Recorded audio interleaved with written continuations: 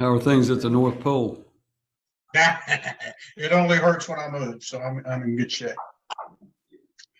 All right. This is a review of Graman versus Graman. Is that correct? Ms. Hendrickson is here. Yes, sir, it is.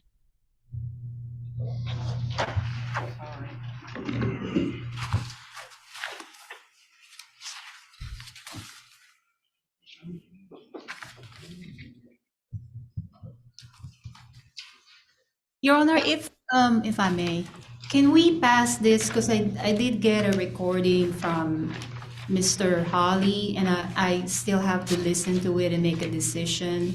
So are you Well, okay if we pass it? Pass it to the second call. Thank you, Judge. Thank you. Office and then join us on Zoom. If I may, I don't have a fever. I've got a head cold. We passed it around the house, so. Pass it around the house is not a recommendation to have you sitting in the same courtroom with all of us right here before Christmas. I'll do whatever you want me to do. What do you have?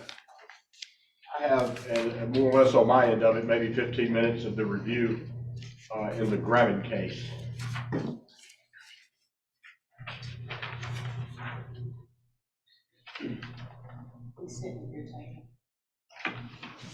Is that all you have left after the case we're resetting? It is. Well, let's take that up, and Ms.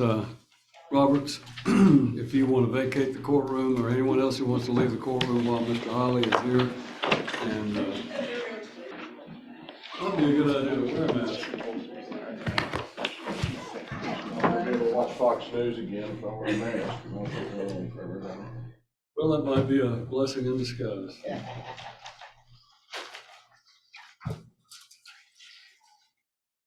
All right, this is a review on Graman versus Graman regarding the prior orders of the court. Has an order been entered from reflecting the prior order? Okay.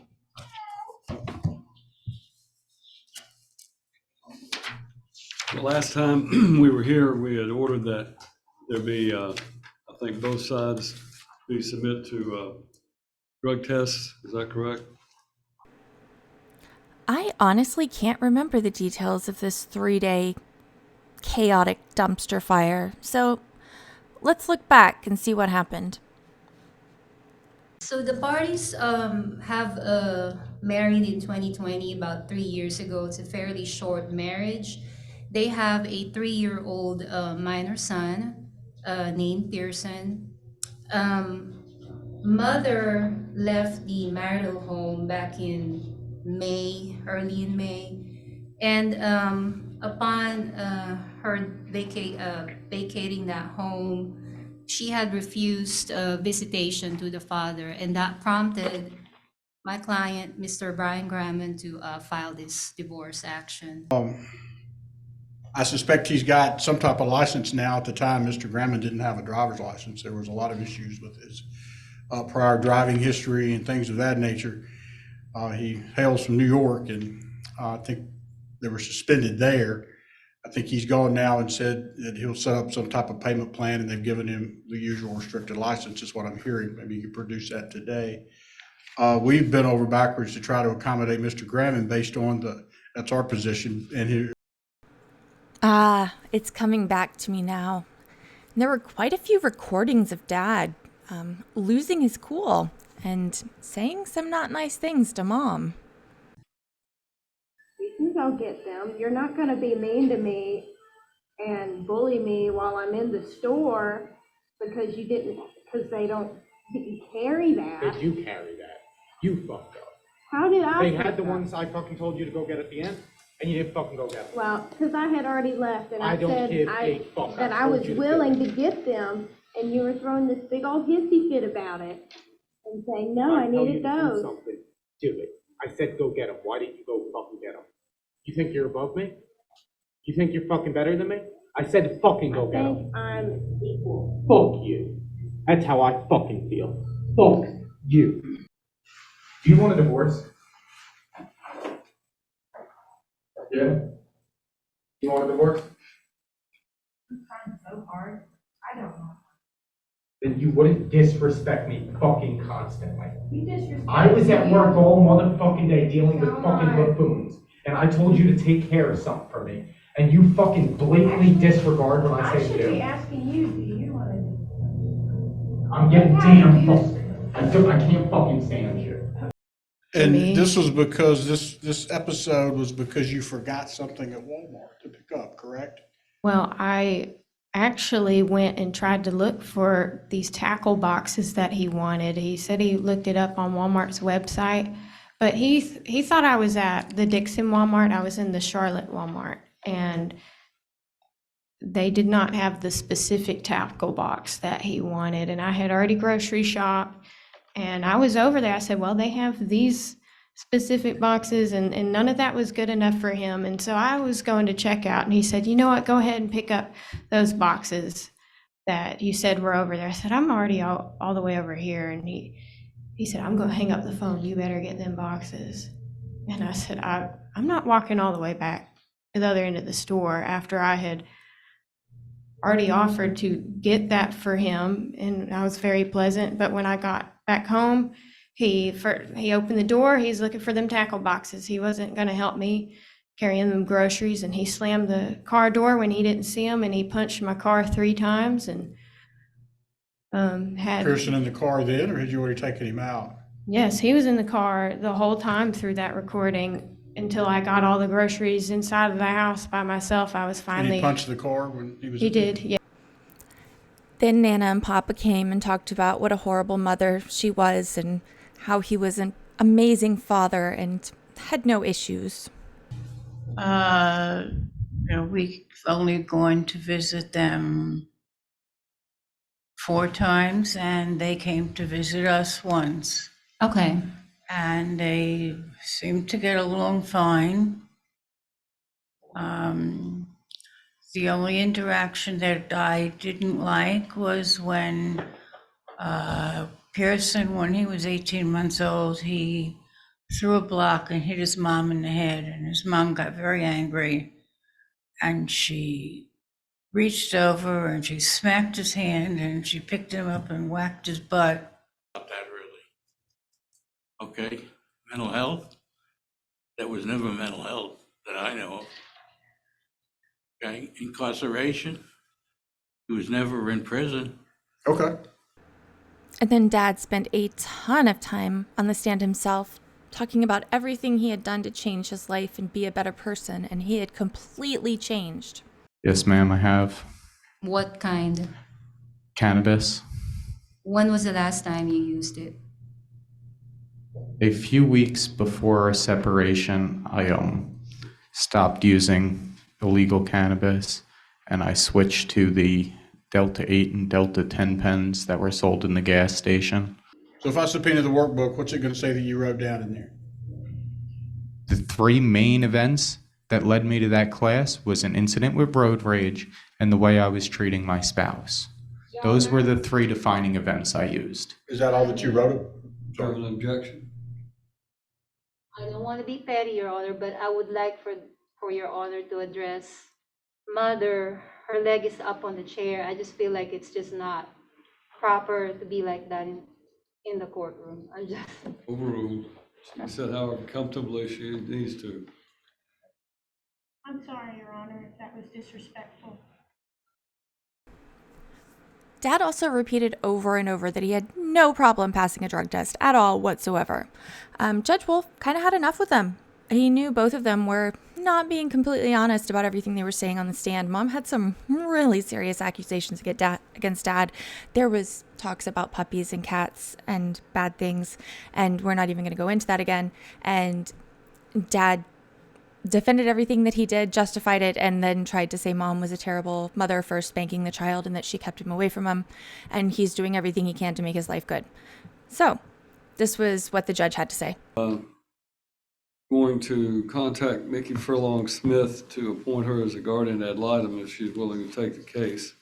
Just giving you a heads up. You can count on both parties are going to be ordered to take a psychological evaluation with a parenting assessment. I will determined that probably Dr. Janie Berryman will be the person I determined to do that. And I will consider what visitation occurs pending those things, plus there's going to be some drug testing involved. I'm going to have everybody tested. I may even have the lawyers tested for that matter. So we're going to come back tomorrow morning. How tall are you? 4'11" and a half. 4'11" and a half. How much do you weigh? 87 pounds on a good day. 87 pounds and 4'11". All right. The reason I ask that for everyone's information is I've been told two different stories. One of them is that he's got a temper and is violent. The other is his version is that she's the one who's initiated the physical confrontation. And the difference in size between the parties goes to the credibility of that issue as to who is telling the truth and who's not, whether it's likely that a 4'11", 87-pound individual would begin attacking someone or not. It's just part of what I have to decide. But I am concerned about the fact that Mrs. Griman, perhaps, I think if I recall correctly, she testified that she really doesn't want him to see the child at all, period. I understand why she might feel that way, but I want to make sure she understands this.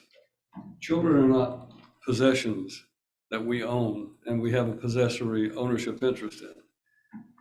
You chose him to marry him at the time that you married him. You knew kind of his background and you knew what was involved in it, and you chose to have a child with him. And as a result of that, with all of his faults that you told me about, he is the father of this child. And children don't have the right to choose perfect parents. They don't have the right to choose, at least while they're minors, they don't get to choose that their parents, they don't want to be with that parent because the parent's not perfect. I would like to think that Mr. Griman has learned some things from his past, and I'd like to think the issue comes down to he's made changes in his life. But I observed very carefully the testimony of both of these parties. And truthfully, I think there are issues with both of the parties about their credibility and some of the stories that I've been told. Yes, sir. And my understanding is that from what I've seen, and I don't have it right in front of me, but that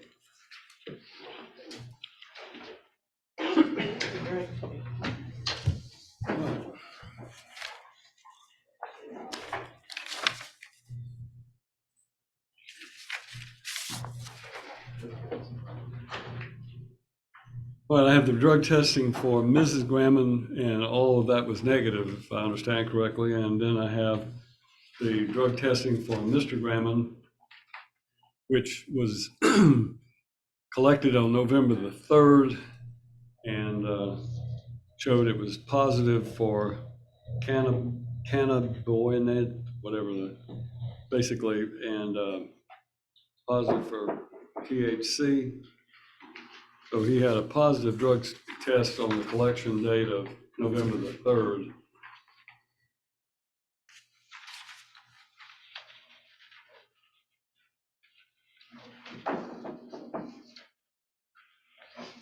Then I show another test on November the 17th, and that showed negative across from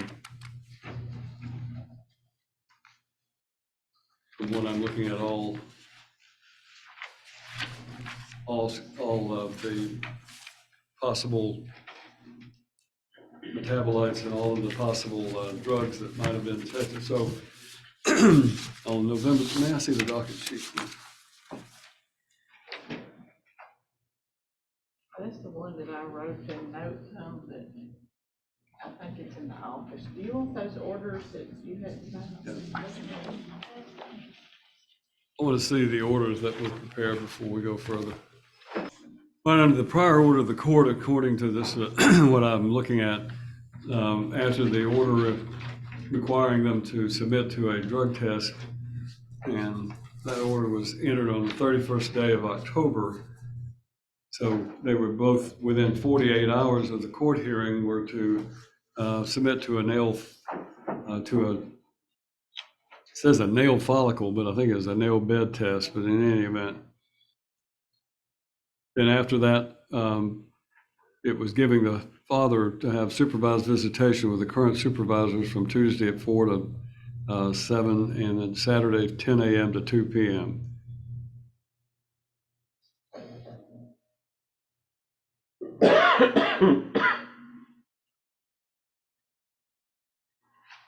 And we had set the review allowing you to participate by Zoom at 1:30 on November the 30th. I don't think we got to it on that day, but all right. Either side wish to be heard. This is a review after having ordered the drug test results. You want to be heard on that? You did. I made remember, Mr. Graham testified that he didn't use cannabis, he would pass it, he welcomed the drug test, and then it turns out that he did fail, that they were high levels. The other was a hair follicle drug test that he took after that and not what the court had ordered. So that was concerning. The court has laid out some groundwork for these parties and gave them, quite a discussion last time that we were in court and got all of the evidence resolved and Your Honor was given the ruling. You did set it for review on that other day, and I was here by Zoom. There was recordings, and Ms. Smith was involved. She testified they were disturbing to her as well, and you were wanting to maybe have those heard in court rather than hear them on Zoom on that day, so it got reset for today. I would have, if the court's inclined, the supervision at the church, if the court remember they were going to a church, the supervisors are her mother and the pastor basically of the church. They have some concerns, and she's here to testify about vaping in church and doing some things of that nature while having a visitation. Mr. Graham was vaping in church. I have audio recordings that Ms. Graham can verify. They were done, I believe, on around maybe the 8th of December. And they're quite disturbing. To me, she's threatening her existence. I mean, I think that's the way Ms. Smith kind of took it. I would like to play you those, and just my thought with these recordings. After the court gave the discussion that you gave with these parties, we still have this situation. And lastly, the psychological assessment with Dr. Berryman, she is going to do both, is doing both. I know my client's been once and is going again tomorrow. So my understanding is it's kind of the way Dr. Berryman set it up. Coming in stages, she wants to see the child, the interactions with the child and the parties and everything. So it sounds like we're going to get some pretty good reports from her as well. With the court's indulgence, I'll play this video. I'm gonna hear from the other lawyers. If you're gonna wear a mask, wear it while you're talking to the court as well. So. Yes, sir. Ms. Hendrickson? Your Honor, I think when we were last here, I did brought up to your attention that the recording that is going to be played is just taken out of context. The parties, after we concluded the 2.5-day temporary hearing, they started communicating and they would talk for hours. And at some point, there were talks about possibly slowly reconciliating, but that fell apart. And during the testimony there, it was clearly shown that my client exaggerates, and even wife admitted to that. And this is going to be another of those recordings where wife would say something to the father to the effect that she will be replacing him as a father. And of course, that will set off some words there. But we will not hear that recording of when she said those things to my client. We will only hear the recording of my client, and that's where we're at with that. My client has seen Dr. Berryman. He is going tomorrow again. As far as the drug test is concerned, even though my client volunteered to have the drug test and say that he will pass it, he did say that his last use was May of this year. So the slightly positive result, which is very negligible on that nail bed test, that was to be expected. But then he went ahead and subjected himself to a hair follicle test about 2 weeks later, and as you mentioned, that was negative. The visits are going well. I have not heard of any vaping incidents, so I'm, have yet to hear about that. He's in compliance with your order about not bringing any weapons of some sort. He's been seeing his therapist, Miss Weismark, and he will continue to do that to help him with communication. At this point, Your Honor, my client concedes that there are grounds for divorce in this case. We have alleged inappropriate marital conduct. I believe Mr. Reese did too. If the parties will agree, my client requests that they be declared divorced today. He believes that that will help alleviate a little bit of the communication about whether do we stay married or Give them not. what they want, that way they can really fight it over the things that they still want, right? 'Cause if Yeah, they- that's our intention, is just to limit communication about the custody, and maybe there's some property there that needs to be, Well, the reason I'm saying that is because one of our former judges that I used to practice in front of, he said, well, I'm not going to grant them a divorce by agreement.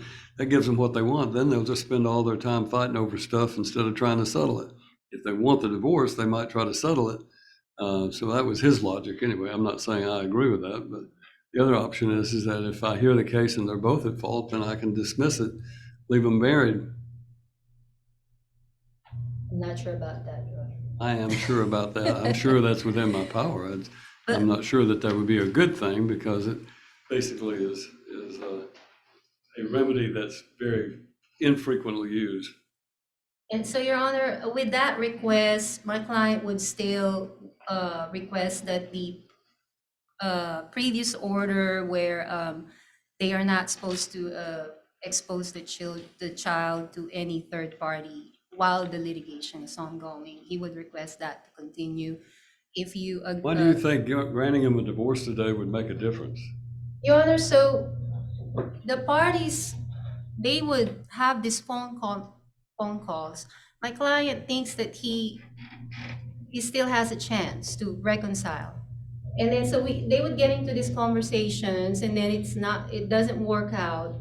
And it centers around the marriage, salvaging the marriage. And my client believes that if they be declared divorced, even if you grant it for the wife, he would be okay with that. That would give him closure of some sort. I'm not saying that that would solve all the problems, but they would be limited to just communication via text, no more phone calls. Proof will show that wife initiates a lot of these phone calls, not just my client. Both of them are calling each other back and forth outside of the FaceTime that my client is allowed to have with a minor child. And so we're trying to just stop that cycle of both parties communicating between each other, and hopefully stop that unhealthy conversations. And my client is still working with the therapist. And so that's where he's at, Your Honor. We believe that he should be permitted to have unsupervised visitation at this point. There's no allegations of any unhealthy or unsafety conduct towards the child. Whenever mother left the home in May, from May to September, he did not see this child, even by phone call. When I stepped in, the only thing that mother would allow is a supervised visitation, and my client agreed to that. And so father was denied of seeing his child, talking to his child for about 4 or 5 months since May. And so when a mother tells you that I'm going to replace you as a father, I mean, you can only imagine how my client would feel about that. And so hence this recording that will be played. And so that's where we're at, Your Honor. Let me hear from the guardian ad litem.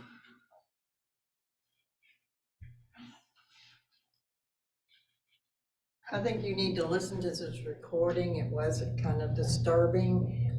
It certainly presents Mr. Garner as a angry and perhaps violent man, and I think you need to hear it.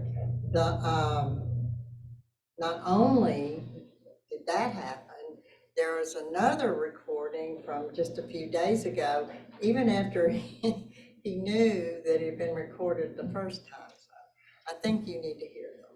All right, Mr. Holly, if you want to put your client on the stand and let us authenticate your recordings, and then I'll allow you to play them. Yes, sir. Ms. Grammond, if you'll come forward, please. I'm going to ask you, if you will, to raise your right hand and be placed under oath. You solemnly swear or affirm to tell the truth.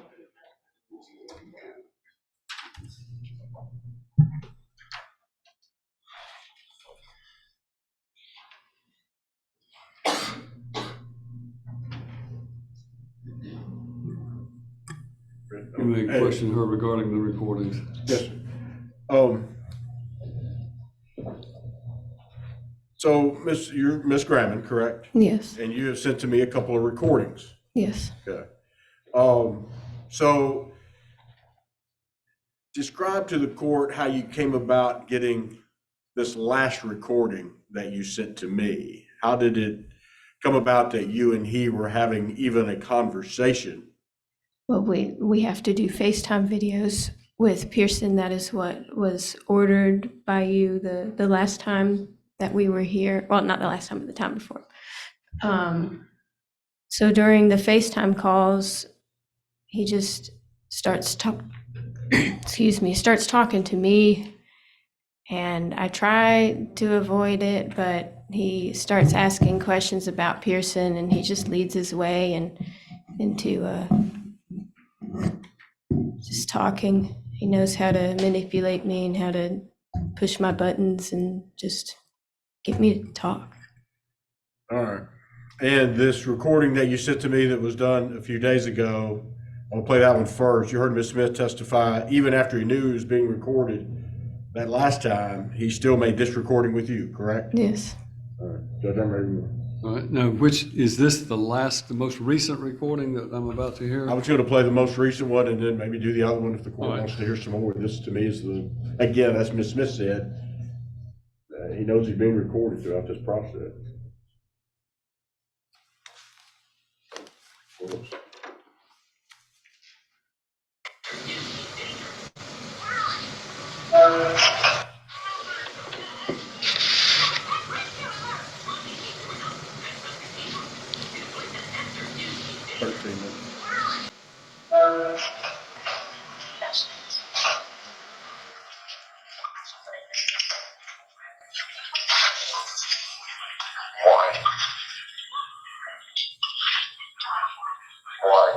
Why did you have to do what you did?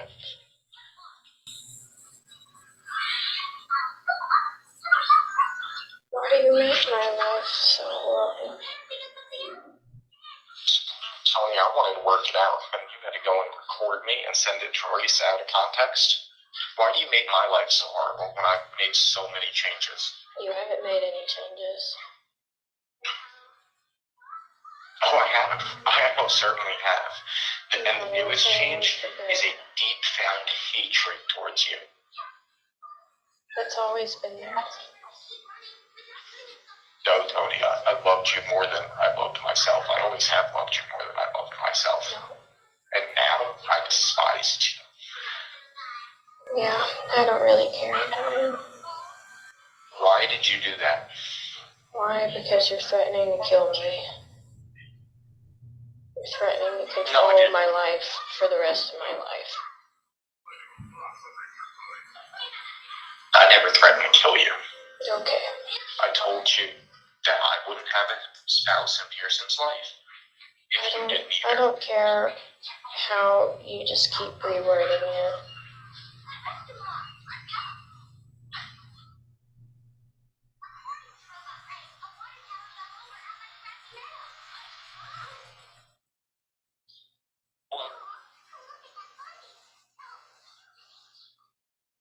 Say what you want to say to me.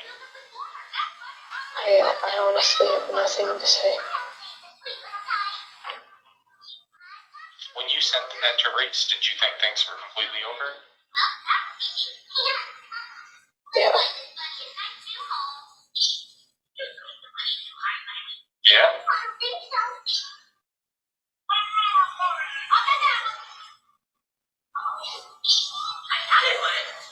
You thought things were completely over, no chance to salvage. Things have been completely over for a while, Brian. I was just So holding no time in on. those 3 weeks was there a chance of salvaging things between us. What I told you was time will tell. And I wanted to believe that. I really did. But time is told, and honestly, it didn't take all that long. So. Well, I'm going to get Pearson, whether you agree with it or not. That's what's going to happen. I'm going to try to prove myself to you, and I'm going to prove myself to everybody else, and I'm going to prove to everybody else that you're not this woman that you're trying to paint your picture to be, that you're not a great mother, that you're not a good spouse, that you're not a good person. Okay.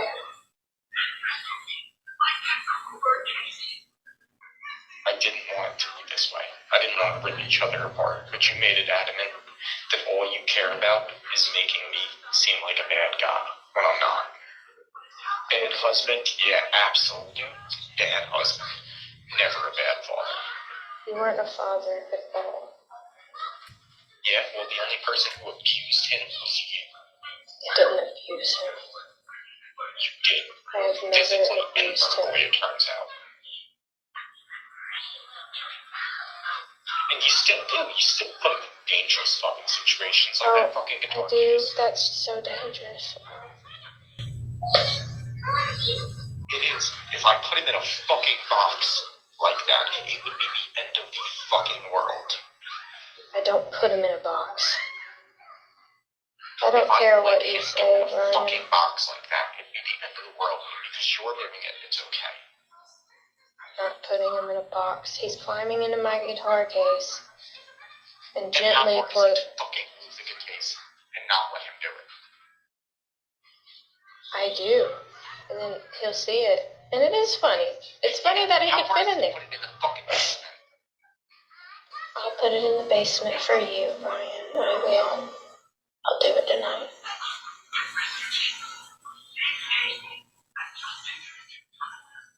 You want to keep preaching that fucking God's going to keep you safe and God this and God that. Well, guess what? I've spoken with God. I've broken down on my knees and cried my fucking eyes out about this situation more times than I care to even say. And you know how hard it is to cry for me? You can cry when you feel pity for yourself, Brian. Oh, I feel pity for Pearson and myself. Yeah, okay. Because you're a horrible woman that won't let me be a father. And it's going to consume you when me and Pearson have an amazing life, and you have nothing to do with it. I know it. So I'm going to ask you this, point blank period. Are you willing to stay without a man until he's an adult? Brian, I will I'm make not that deal gonna. person to person with you. And if not, I guarantee you as soon as we're divorced, I will go find a new wife. Yeah, go ahead and. God, I feel really sorry for the next girl you're with, but I mean. So you're going to try to bring a man into my son's life? That's not in my plans, but you I don't can't give a fuck control about what your that. plan is. I'm asking you to make a person-to-person deal with me. I'm not making a deal with I you. will bring a woman into his life. I ain't making a deal with you. Into his life.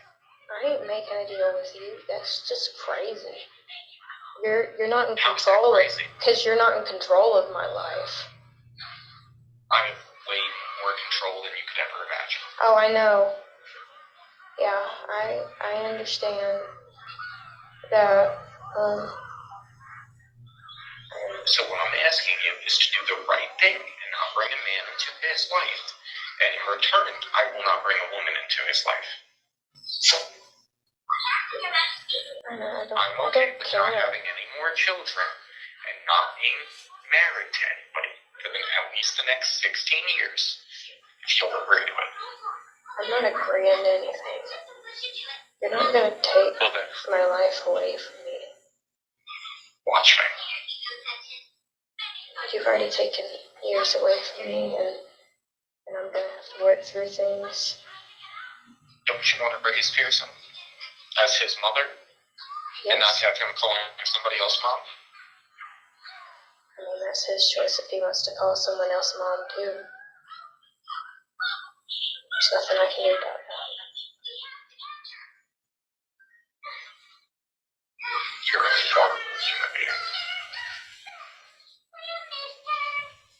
Instead of just doing the logical thing and saying, you know what, that would hurt me. And saying, okay, if you can't... I think it bothers you that it doesn't hurt me. Huh?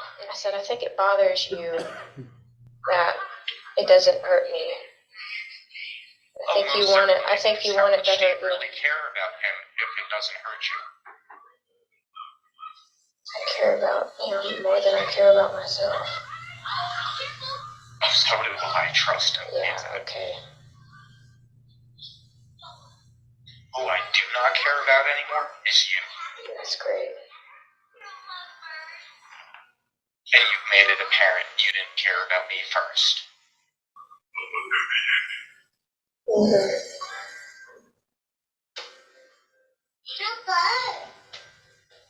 What caused all this? All of this. Wasn't you leaving. Wasn't you cleaning out the house. It was you telling me I couldn't see him for Father's Day. That's what caused every last bit of this. Yeah, I'm sure. And you still didn't let me see him for Father's Day.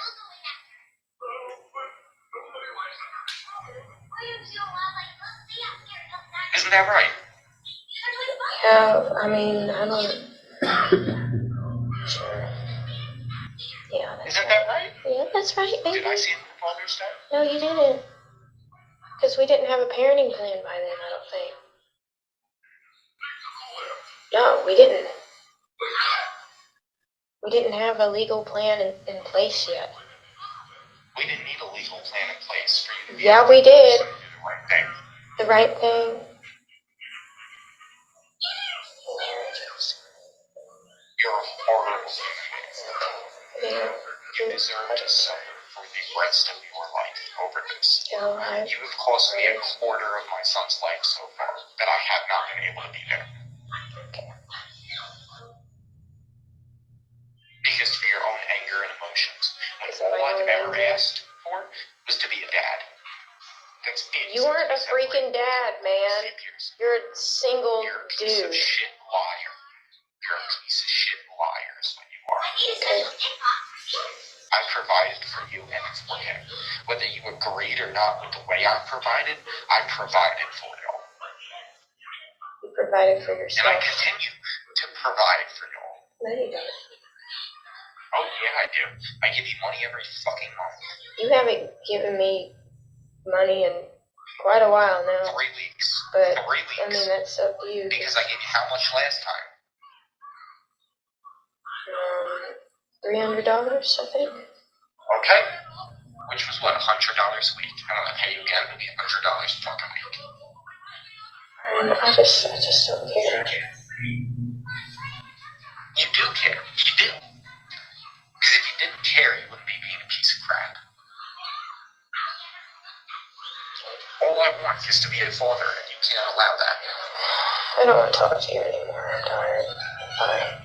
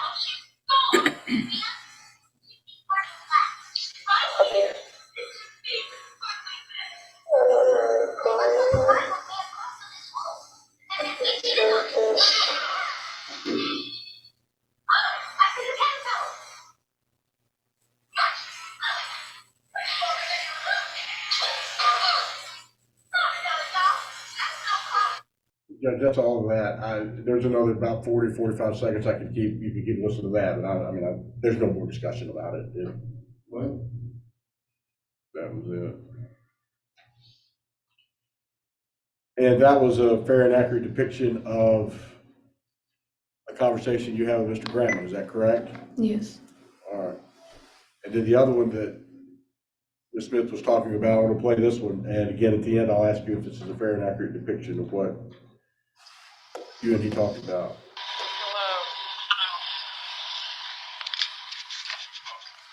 I'm tired of the back and forth. I can't physically do it anymore. Either we can be friends and we can be in Pearson's life together, or we can't. Either way, I'm going to be in his life. Yeah, I know. Okay. Duh. I'm not willing to watch you move on with anybody else, bring anybody else into my son's life. Some way to increase the Stand volume. by and allow that to happen. I mean, what would you do about it? Like, I deserve to be happy if we don't work out. You've known from the beginning a little bit about it, Tony. I mean, you always said if you ever thought I was cheating, that you would kill me. I mean, that's just crazy. Why would you kill me? And I've never cheated. I've never wanted to. And I don't even know if I want to be with someone else. I like being a wife, but, I'd much rather have peace than be a wife There is no again. divorce in God's eyes. You don't know God. Whether we get legally divorced or not, we're still married. God is a little more Our bond that stands under complicated. God stands. We'll still be together.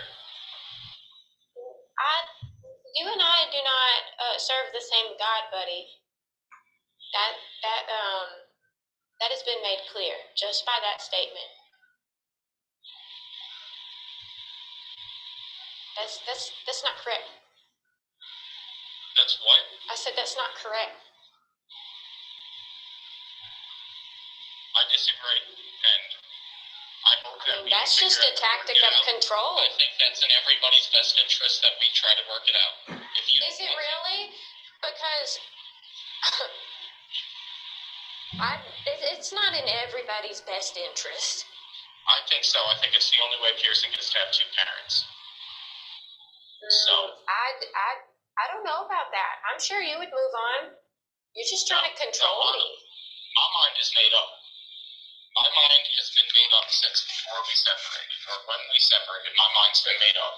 And Yeah, sure. in my eyes, there is no such thing as divorce under God. But that is correct when you say that is in your own eyes. Because Okay. that is not what God says. That is not. I've seen how this is going to go. Yeah, he says that divorce is done and acceptable when there's been infidelity. So, And whether abuse. the judge And grants you abuse. divorce or not, no, And abuse. You have to show me the scripture that says that. Oh, I will. I'll find it because I have read it before. All right, well, me and a bunch of people have looked for it. Oh, a bunch of people? That's just so cute, Brian. That's so cute. And you know what? God is a lot more mysterious than you think. All right, well, you know who He I has am. good for me and for You know Pearson. who I am. I disagree with you. You know who I am. You want to go through with this? So be it. But you're going to make my life hell, is what you're saying. That's not what I said. My opinion from the beginning, Tony. You've known my you mindset cannot from control we got married. me. No, I didn't. No. What? You can't control everything about me, Brian. If we ever separate, you can't just dictate me anymore. You're right. So if you want to go and try to have another baby or be with another man, that's your choice. I'm going to respond how I need to respond. And you've known from before we got married what my response to cheating is. So, I love you, and I'm not going to watch you have sex with another man or bring another man into my son's life.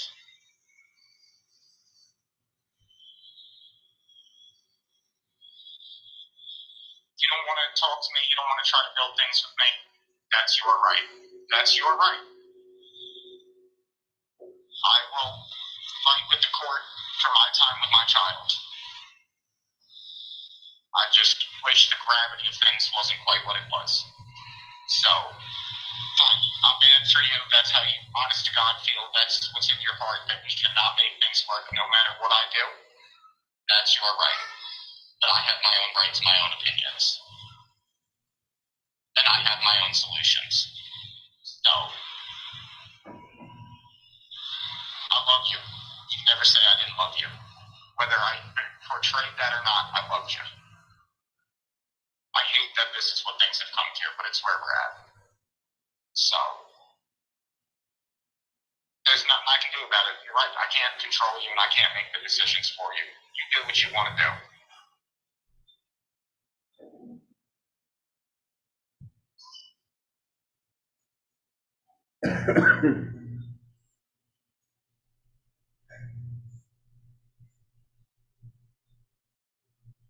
Hello? Yeah. I've wanted things to work between us, and I have put my best foot forward in that, and I will continue to put my best foot forward for Pearson. And you're right, you don't trust me. And frankly, I don't quite trust you either. So, maybe you're right in the grand scheme of things. Maybe it's just not meant to be. I thought it was what was best for me, you, and Pearson. I still think it's what's best for me and Pearson. But if you're going to threaten me with, you think you deserve to be happy, you deserve to be a wife, try me.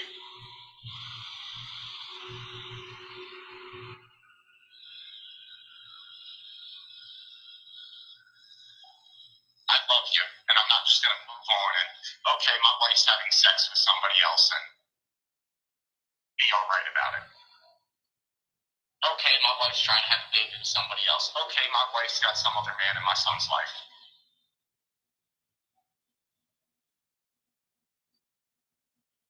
So, go ahead, record it, do whatever you want to do with that information.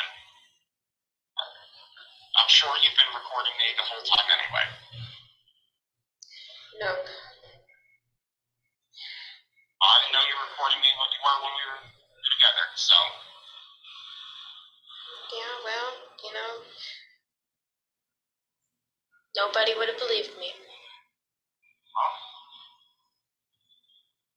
you know what it boils down to, and that's all I'm going to say about it. If I can't be with you, and we can't be together, and we can't be a family like God intended, go ahead and try to move on. Go ahead and bring somebody else into my son's life. It ain't gonna last long. I wanted to be your one and only. I wanted to be your first and your last. And I still want to. You want some more cheese? I want some more pepperonis. You want some more pepperonis and cheese? Okay. Hey, careful. Give me my remotes. Thank you. Thanks, bud.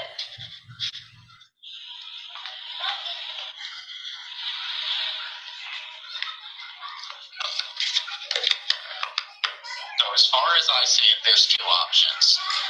Either we both we get this divorce, we both stay single for the next 16 years till he's an adult, or we work it out.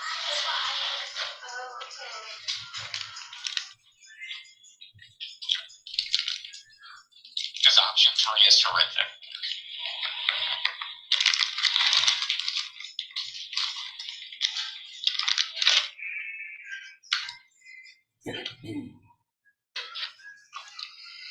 Okay, well, I'm gonna get off the phone with you because I got more stuff to do tonight. I know, it doesn't mean anything to you. My level of care has no bearing on anything, so is that what you're telling me? I'm telling you, I don't want to talk to you anymore. You're freaking me out. So you just want to fight it out in court?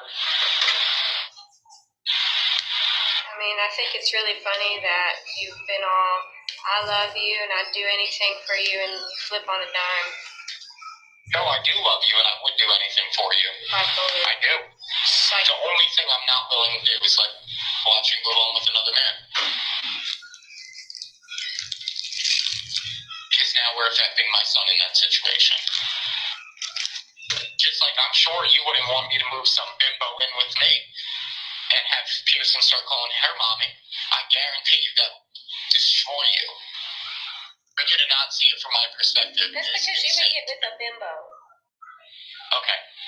Tony, you've known what it is from the beginning. Do what you want to do, but keep that in mind. If you are telling me leave you alone 110%, you don't want to interact with me ever again, that's your life, and I'll respect it. And I will fight you tooth and nail in court about Pearson. So keep in mind, I have told you the situation from before we got married.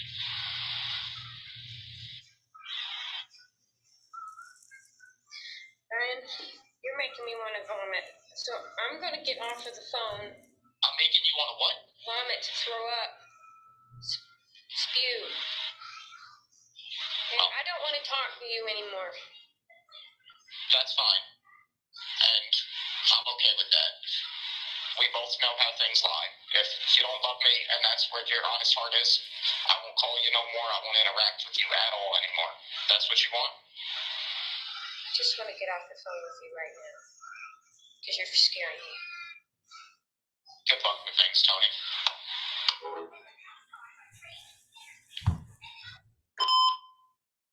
Ms. Grammond, is that a fair and accurate depiction of a conversation you had with Mr. Grammond? And that took place after our last court hearing, is that correct? Yes. When he says that was he has a response to cheating, he has my own solutions, we can't be together, you know, it ain't gonna last long. How did you take those comments by him? Well, they're threats. He's threatening to kill me. And like I said in the recording, it's not in my plans to move on to another man. Pardon? Objection. For what? Speculation. She's saying that he was threatening him. There was no direct threat there. So at this point, she's speculating.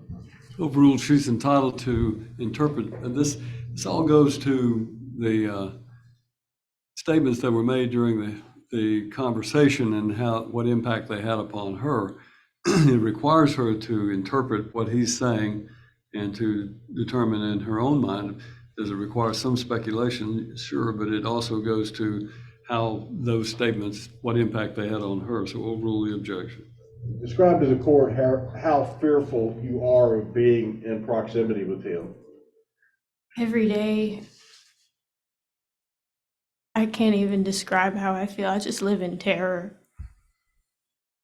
Are you familiar that he's changed locations from the last court hearing?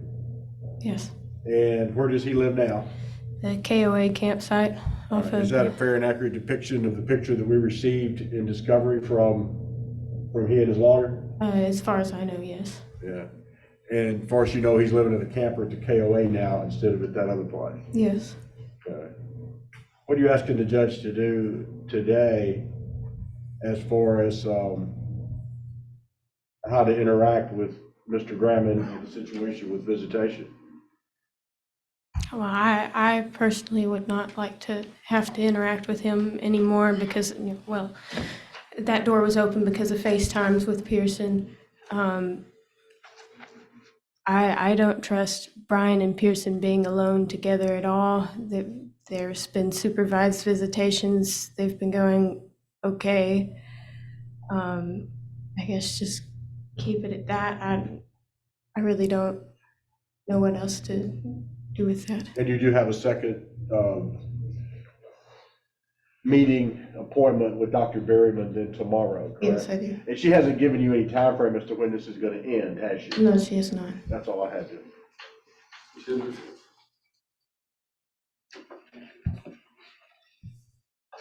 Mrs. Grammond, when was that, the second recording, the longer one, when was that taken? Do you know? I don't know the exact date. Isn't it true that that's part of a longer conversation? But yes, it sparked from, yes. It was part of a longer conversation, but you left out that part when you told him that he's not able to fulfill the role of a father. You told him that, correct? What did I tell him? That, Can you that he repeat was that? not able to fulfill the role of a father. Did you tell him that? Yes or no? No, You didn't tell him that. Okay. You didn't tell him that any man would be better.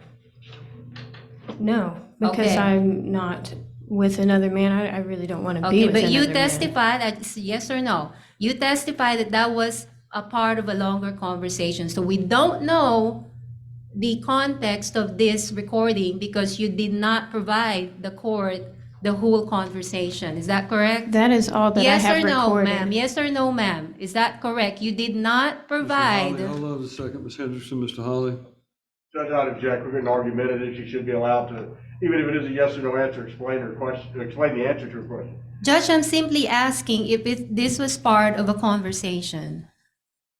Sustain the objection, allow her to answer the question, but first you must answer yes or no. In other words, if it was part of a longer conversation, whatever she asks you, if it's a yes or no answer, answer yes or no, and then you will be allowed to explain. Okay. Can you repeat it? I'm moving on.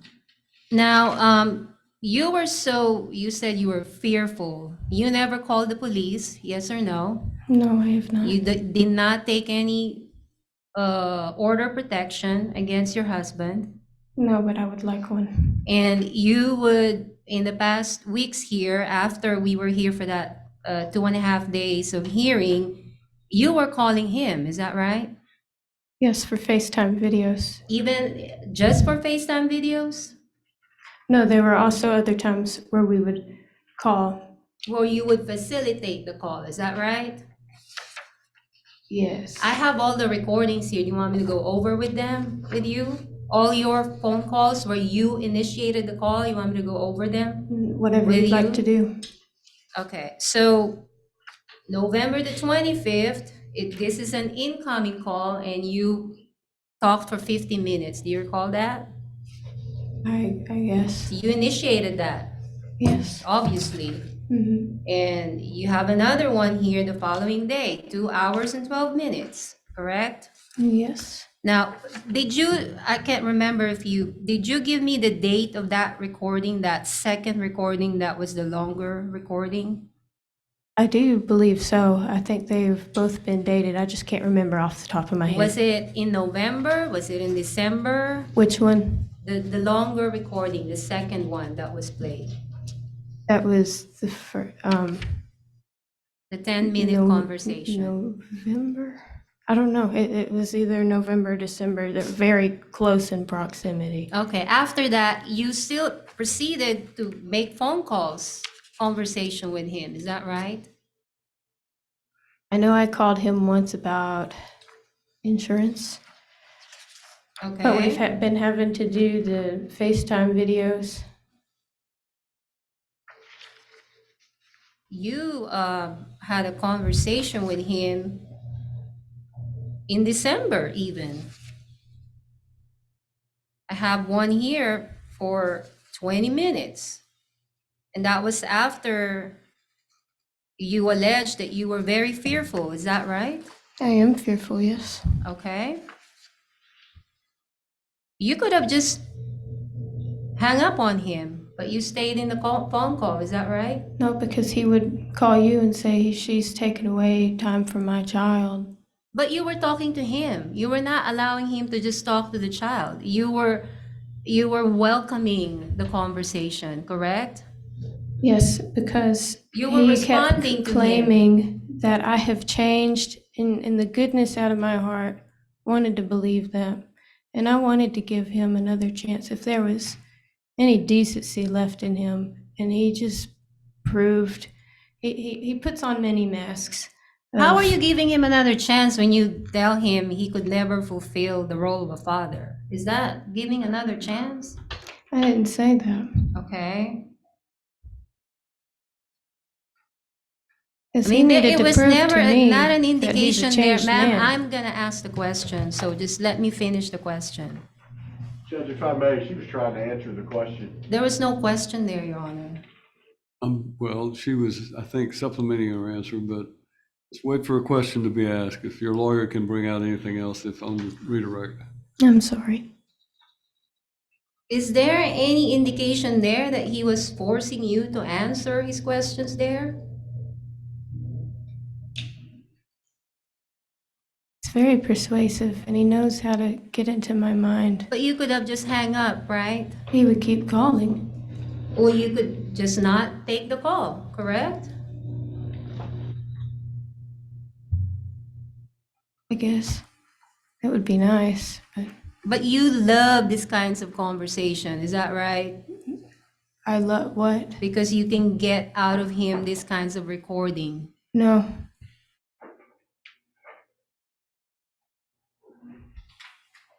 He hurts my mind every time he speaks Ma'am, I with don't have me. a question yet. Okay. You told him you are not a father. Is that correct? Did No, you I hear didn't. that? No, I didn't say he's we not can a play it father. again, ma'am. You said it. I wrote it down. You said Okay. you are not a father. That he was not acting like a father when we were together. He spent like no time Ma'am, with your Pearson. words were you Mhm. are Ms. not a Hendrickson, let her father. let her finish her answer before you start asking the next Can I question. just rephrase, Your Honor? I'll just withdraw that. How would you feel if he tells you you are not a mother? He does tell me that. He's told me worse things than that on a daily basis when we were together.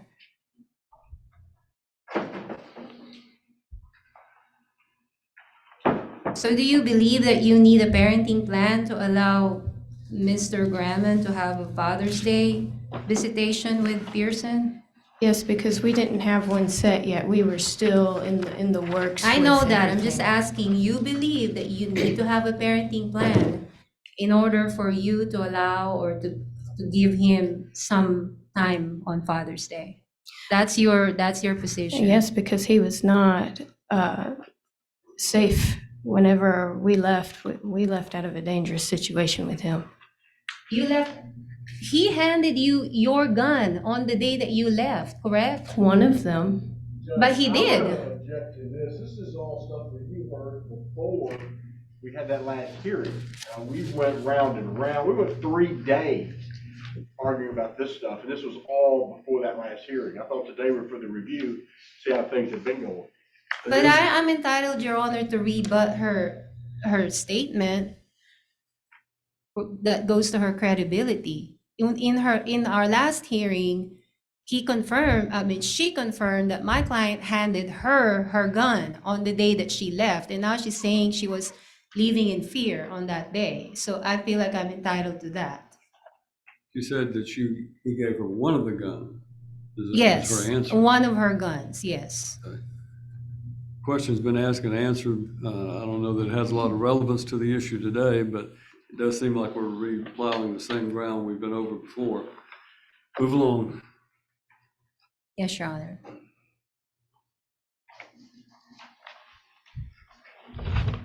You lied to him when he asked you if you were recording him, correct? He asked me, have you been recording You need the to whole answer the time? question. This is an example. She asked you, Okay. did you lie to him? So your answer would be yes or no, and then you can explain it. Not exactly, because Okay. of how he worded it, no. He asked you if you were recording him and you said no. He You asked recall me if that? I was recording the whole time, and I said no. Okay. I was not recording the whole time. And he told you at the very end, he said, I'm not going to interact with you anymore. You recall that? Yes, but he still does.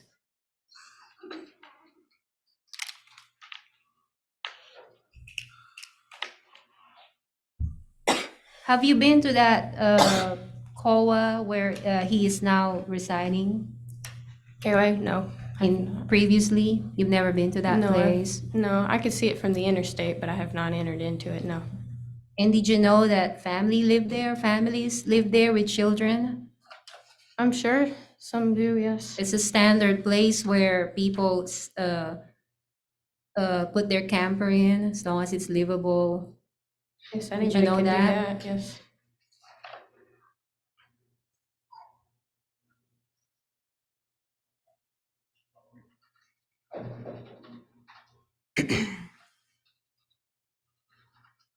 Nothing further.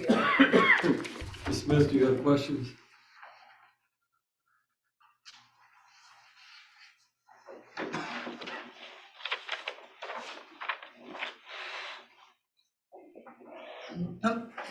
a little confused. The were the recordings made after the FaceTime visit with Pearson? These are during the FaceTime visits. They were during the FaceTime visit. Yes.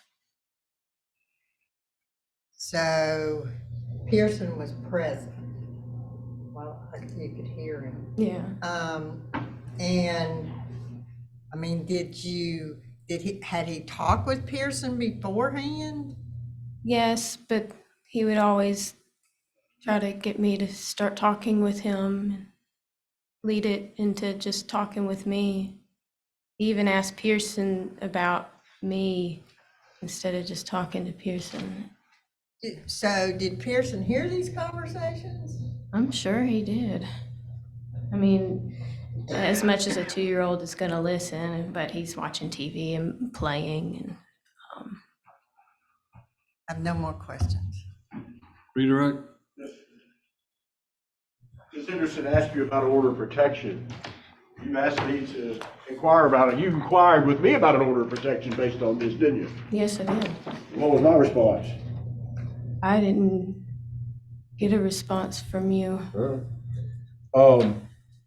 And again, these were during the FaceTime videos. You can hear Pearson. Is that the child in the background? Is that Pearson? Yes, and the TV also. And Mr. Grammond could hang up on you as well, correct? Yes, he Ms. can. Henderson said, why didn't you hang up? But, you know, there was nothing forcing him to stay on the phone either, was it? Mm-mm. And she asked you about the KOA campground. Have you looked at what concerns do you have about the KOA campground? Well, just about anybody can go into those places like pedophiles. What's going to stop a pedophile from parking a camper there? That's kind of you never know who your neighbors are, and they're constantly changing. Has that concerned you enough to look that up? Yeah, I mean, I don't really know how to. It's just a great fear of mine. That's all I have. Very short. Did you know that they do background checks before you can even be eligible to live there in that campground? Yes, I do. And so, according to you, it's an unsafe place to live, even though you got many children living there, correct? It can't be, yes. That's all. Any other questions? Thank you, Ms. Graham. You may have a seat. Thank you. Mr. Hawley, do you have any other proof? I do not, Judge. Ms. Hendrickson, do you have any proof you wish to offer? Yes, Your Honor, I would like to call my client. Mr. Grammond, if you'll come up, please. Grammond, if you want to have a seat, well, that's fine. You're fine where you are. Mr. Grammond, come up. Raise your right hand and be placed under oath. You solemnly swear or affirm to tell the truth, whole truth, nothing but the truth, so help you God. Swear.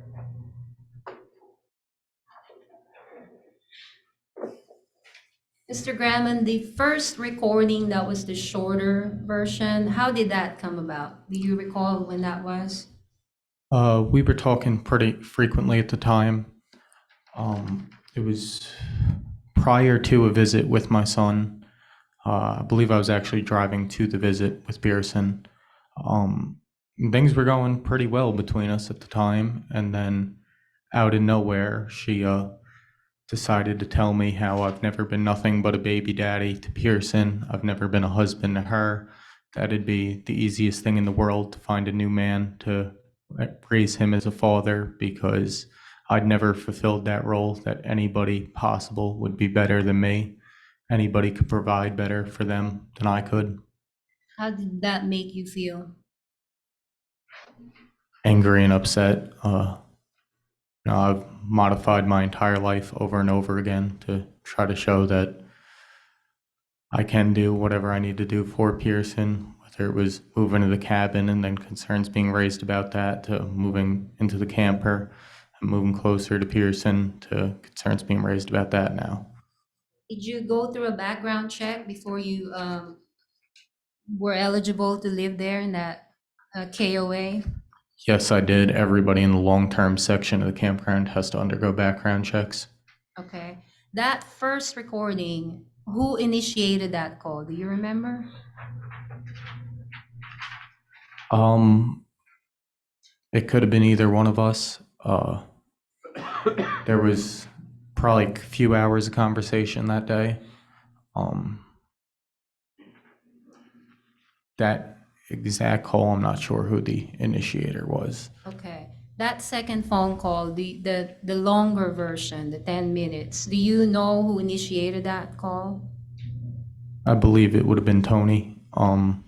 It was after a conversation with my son, where she ended up taking the phone from him and interacting with me, and once again trying to push some buttons, which we don't get to hear, to get a rise out of me, and I fed right into it.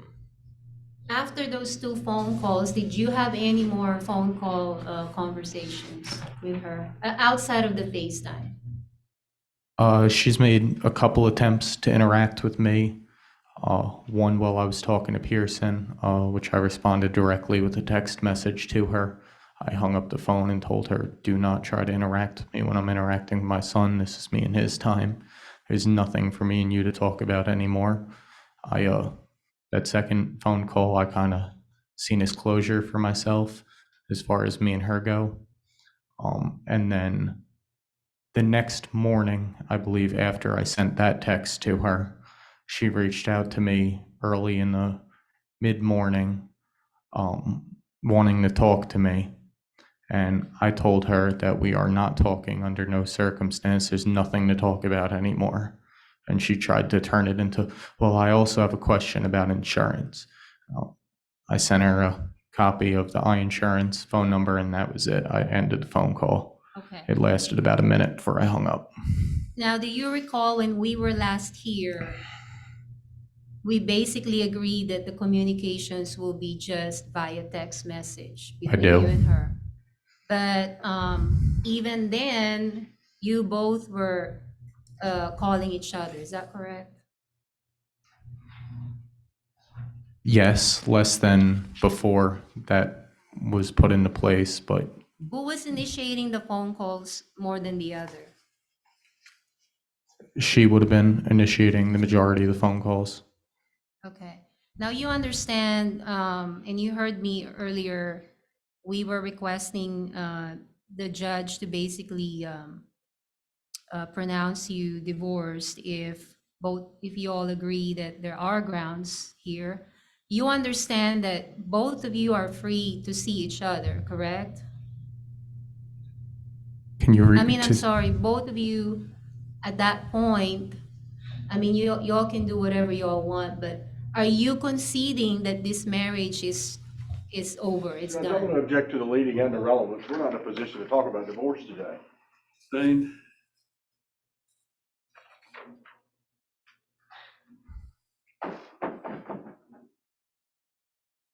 Your home in KOA, is it suitable for your child? Most certainly. When I moved into the camper, it was something that I talked with Tony previously about. Tony has seen videos from being on FaceTime with me of me showing her Pearson's room and has agreed that she likes it. She has raised concerns about the people that could be around, but I've gone through a background check. I'm making the best choices I can. I had the cabin on the lake, and that was a problem. Now this is a problem. I'm running out of options here. Okay. Is it more economical as far as living situation for you? Yeah, it's kind of one of the only options left with how bad my credit has become.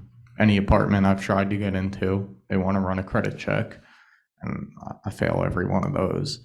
So, this was the most stable place I could be besides the lake, and I left the lake solely because issues were raised, and I was trying to bring her some comfort in the fact that if that's such a problem, I can try to do something different. How are the visits going now with Pearson? Not frequent enough, but they go very well. I know we both look forward to him all week long. He's constantly telling me on the video chats or in person that he misses me and he loves me, and it's hard not seeing him as much as I feel like I should be seeing him. But the visits are great up until the last few minutes when it's time to go and it's time to start cleaning up, and then you see a whole different side of him because he doesn't want it to be over. Are you asking the judge to allow you to have some sort of unsupervised visitation at this point? Yeah, I mean, that would be ideal. I mean, as it stands right now, I feel like I don't get time to be a father. I get to change him. I get to feed him when I'm on visits, but I mean, I don't get to put him down for a nap. I don't get to put him to bed at the end of the night. Like, I'm not necessarily getting to be a father as much as I'm getting to be a playmate. And you're still continuing to see your therapist, is that correct? Yeah, there was a period of time with switching job sites and being farther away during the workday that I had stopped seeing Janet Weismark. But after the final interactions with Tony, I decided that there's definitely some more things to work through. So we're And are you still providing financial support? to the best of my ability currently, with the moving and everything and terminating the other lease. I mean, it was quite a financial burden, but I thought it was what I had to do to show everybody that, like, well, if this is a problem, I can do something differently.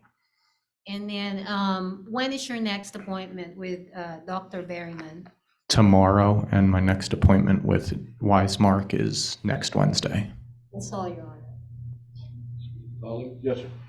Mr. Graham, you failed your drug test, the nail follicle, nail bed test, for cannabis. You remember that? I do. And you have a 1.28 was what you had as far as your screening goes. Do you remember that?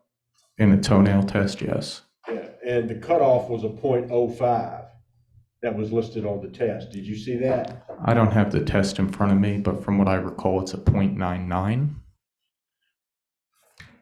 So where was the 0.99 on that test? Do you remember where it was on that sheet at all? Next to the number 1.28. All right, so if the judge is looking at it and it says 0.99 and 0.05, whatever that says, that's what it would be, correct?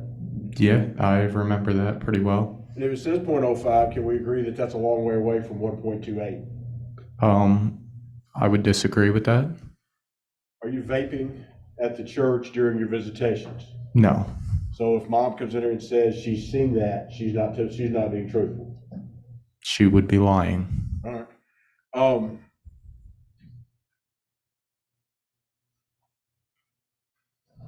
You knew you were being recorded when you were saying these things to her? Was that what I gathered from your direct with your lawyer? I didn't know. I assumed.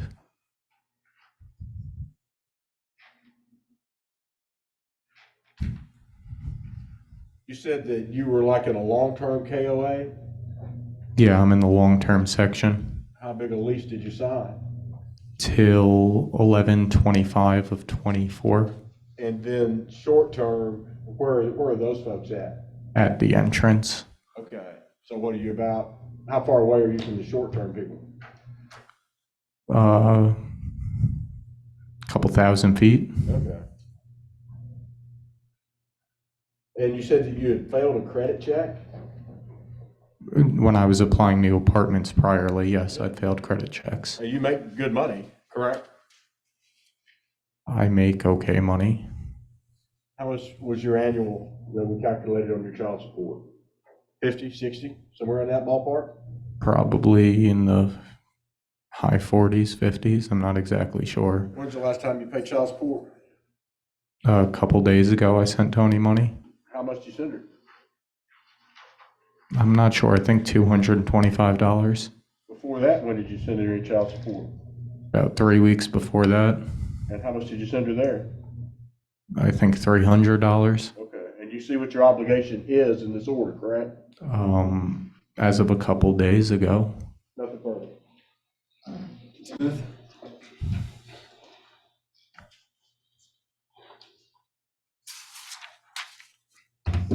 Now, I noticed from the conversations, the recorded conversations, you had some pretty strong language for your wife. You despise her, she's a horrible woman. She'll suffer for the rest of her life. She's a piece of shit. You did, correct?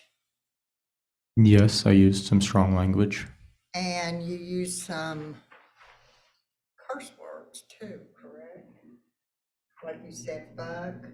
Yeah, Several that times. is correct. And your child was present, correct? In the recording, you can hear my child come in to the room from the other room. And in a phone conversation, I mean, if it's going that way, it ought to not be on speakerphone, which I would assume it wasn't. He shouldn't have been able to overhear any of that. And you also do not hear what was said to me prior to that. You, can you understand why your wife might be afraid of you?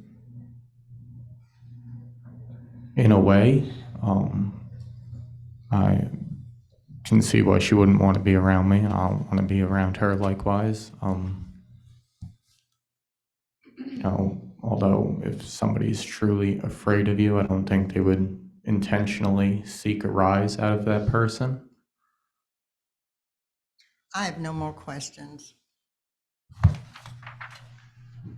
You said a couple of things in your recording that I want to ask you about. One of them is that you made reference to something about the situation before we got married. You remember saying that? I did. What were you talking about there? Well, when we got married, before we got married, we sat down and we had some pretty lengthy conversations about how things would go if they hit their worst, which is pretty much where we're at now. And we had agreed that if things did ever go wrong after we had a child, that we would not be malicious in taking care of that child towards the other person. We would not try to take the child away from the other person, that we wouldn't make our problems for the child. All right. And then the second thing is that you told her that basically the way things would go in the future was that you two could stay together or you could both stay single for the next 15 years. I assume that had to do with your child until the child turned 18. That is correct. You're not going to allow another man in your child's life. Is that what you're saying? I'm sorry. In the recording, you said that you and your wife would either stay together or that you would be single and apart, but neither of you could stay unmarried, in other words, for until 15 years until your child turned 18. That was the arrangement we had before we got married if things ever went bad after having children. And so you were basically telling her that, if I understood you, that you were not going to allow another man to come into your child's life. It would be against my wishes. I mean, in the end of the day, she can do whatever she wants to do, but I mean, I'm not saying I wouldn't share with that person all the chaos and the hell that she'd put me and Pearson through and try to get that person to walk away from her. You understand that you no longer are going to control anything about her from this point forward. I'm aware of that. And while you will have input regarding your son, that you're not going to be able to tell her what she can and can't do, period. Whatever your relationship has been while you two were together, then you're not going to be able to do that. You can't control her, you can't threaten her, you can't do any of those things. You understand that? I'm aware. All right, step down. We'll stand in recess for about 5 minutes. All right. Mr. Holly, do you have any other proof? Senator, any other proof? Ms. Smith, do you have any witnesses you wish to call? I'll be glad to hear you in argument. Mr. Holly will go first. Judge, well, the tapes speak for themselves. That's why I brought them. This is a scary situation. I mean, you listen to those tapes, to me, there's a level of concern here, and that's why I wanted you to hear these tapes. He failed his drug test.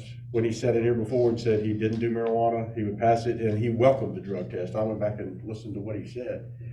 The supervisors are at Nerds End, when they're doing this supervision, we're requesting that at the very least, other than just, hey, we're here, this is the time, keep the discussion at a absolute only about what we're doing as far as times and the kid, that kind of thing. Conversations with who? Her mother, Mr. Graham and her mother, or the pastor, or whoever is supervising with the child, asked that there be no vaping during the visitations. And, again, that the parties will get it in the order, communicate about the child and the visitations and, leave the other dialogue off. I think that's the best thing we could do at this point. The KOA campground, always a scary place to go do visitations. The court's well aware of that. I don't have to get into all of this. It's not an appropriate place for a child to be, for any length of time. So we're just asking maybe for the status quo to continue. Let's get Dr. Berryman's stuff back and see what she says. I'd like to have permission to send Dr. Berryman these tapes and whatnot for her consideration as well. Thank you, Judge. Hendrickson? Your Honor, there was no proof about the vaping situation, and so I don't know where that's coming from. Again, my client testified that he did use marijuana and he put a date on it. It was May of this year. And so that was to be expected that he would have negligible positive result, which he followed with a hair follicle test that proved to be negative.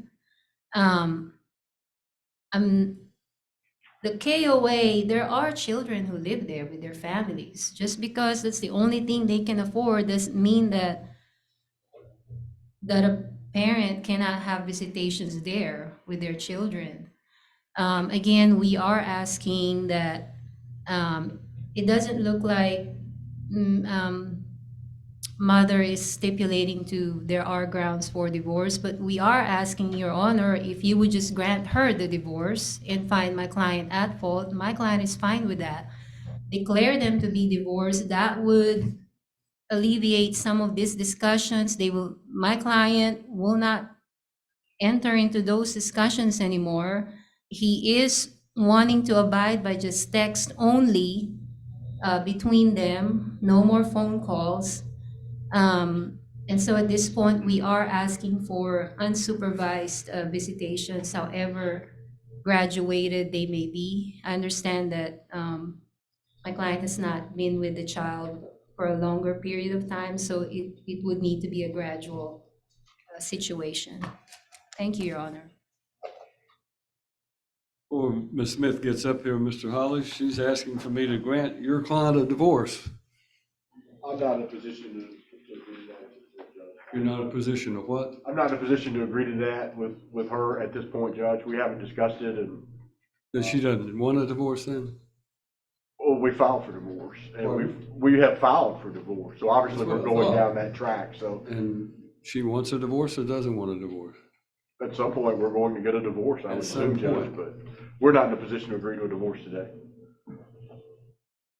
I'm not sure I understand the logic of that, but that'll be it. Ms. Smith? Again, Judge, if the court wants to take a break, I can go outside and talk to her, but I haven't even discussed it with her. And I'm having to wear a mask today to talk about all of these things, and All right. I just need some time. Ms. Smith? Well, at this point, I would oppose unsupervised visits. The cursing, calling his wife names, I think until we get Dr. Berryman's report, and he says he's seeing Ms. Weismark. We probably need a report from her. He is angry, violent, and I would be afraid of the things he would say to the child if he was unsupervised. If he says these things knowing people are listening, what would he say to this child if he had him alone without anyone supervising the visits?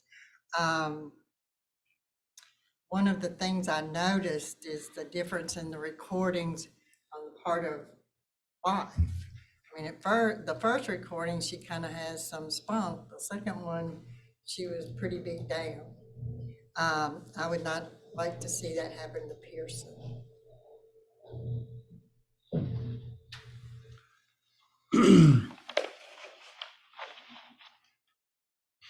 This is here for a review and a review of the situation. Previously, the court heard recordings involving these parties, and that caused this court to have some concerns. And having observed the parties during their testimony today, I basically find that those concerns that I had at the original hearing have simply been confirmed and reaffirmed today. The recordings today that I heard during the hearing clearly affirmed that Mr. Graman is an individual who believes that he should be in control of the situation. He believes that he should be the one to call the shots, and he tries to manipulate the situation so that he can control his wife. And he does so by threatening her with a lot of different things. That will stop today, because from this point forward, there will be no direct communication between them whatsoever. But I'm putting you under an order as well, Ms. Graman. He says you've called him, and you can't have it both ways. If you don't want to have contact with him and you want to be apart from him and you want to be divorced from him, albeit I could grant you a divorce today, but so be it. I will leave you married, but you are not going to be allowed to have direct contact. You can't pick up the phone and call him. You have a question, if it's about insurance or whatever, you call your lawyer, and he can call his lawyer, and they can work it out. But the reason I'm doing that is because he says you initiated and then you push his buttons. I didn't hear any buttons being pushed, but apparently his buttons are fairly large and easy to reach. So as a result of that, we're not going to have you call him for any reason. But he's not going to be allowed to have direct communication with you at all. I considered, Mr. Graman, completely doing away with these FaceTime videos after listening to those recordings, because it's just an opportunity for you to try to engage her in an argument or whatever. And you may say, you may have all sorts of excuses, and I realize that you try to present yourself in a different light when you're here in court. But when this last interchange that you and I had, basically, and I asked you about the idea that you thought your options for you and your wife were to either stay together or stay single for the next 15 years, and whether or not you were going to be okay with her seeing someone else. Basically, if I understood you to say that you were going to make sure that if she did date somebody, that he knew what he was getting into, and that you were going to try to convince him, to stay away from her.